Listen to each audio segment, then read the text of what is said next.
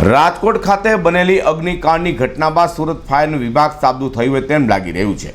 સુરતમાં બીજા દિવસે પણ રાત્રે ફાયર વિભાગ દ્વારા ટેક્સટાઇલ માર્કેટો, હોસ્પિટલો, જીમ, ટ્યુશન ક્લાસીસ સહિત ફાયર એનઓસી ન હોય તે મિલકતોને સીલ કરવામાં આવી છે। રાજકોટના ટીઆરપી ગેમ ઝોનમાં લાગેલી આગની ઘટનામાં અનેકના મોત નીપજ્યા બાદ રાજ્યભરનું તંત્ર દોડતું થઈ ગયું છે।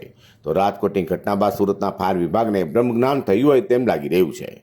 તો સુરત ફાયર વિભાગ દ્વારા સતત બીજા દિવસે ફાયર એનઓસી ન હોય તે મિલકતોને સીલ કરવાની કામગીરી યથાવત રાખી હતી।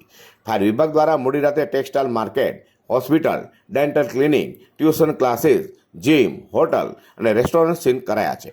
જેમાં રિંગ રોડ ખાતે આવેલા રાધે માર્કેટની 411 દુકાનો, શ્રી ઓમ ટેક્સટાઇલ માર્કેટની 111 દુકાનો ઉપરાંત હીરાપરના ટેક્સટાઇલ માર્કેટની પણ 75 દુકાનો સીલ કરાઈ હતી। તો વરાછા ઝોન બીમાં ટર્નિંગ પોઈન્ટ કોમર્શિયલ કોમ્પ્લેક્સની 57 દુકાનો, કતારગામ વિસ્તારમાં B+B+2 જીમ, તો બેગમપુરામાં પણ એક જીમને સીલ કરાયું છે। રાંદેર ઝોનમાં આવેલા રાજ પોઈન્ટમાં આવેલી દુકાનો અને ટ્યુશન ક્લાસીસો સહિત કુલ 50 જેટલી દુકાનોને સીલ કરવામાં આવ્યા છે, જેને કારણે લોકોમાં ફફડાટ વ્યાપી જવા પામ્યો છે। સુરત ફાયર વિભાગ દ્વારા જ્યાં પણ ફાયર એનઓસી ન હોય કે ફાયર સુવિધા ન હોય તે તમામ દુકાનો, માર્કેટો સહિતનો સીલ કરાતા ફાયર એનઓસી લેવા દોડધામ જોવા મળી છે। અઝર કુર્સી સાથે હર્ષદ સેટા।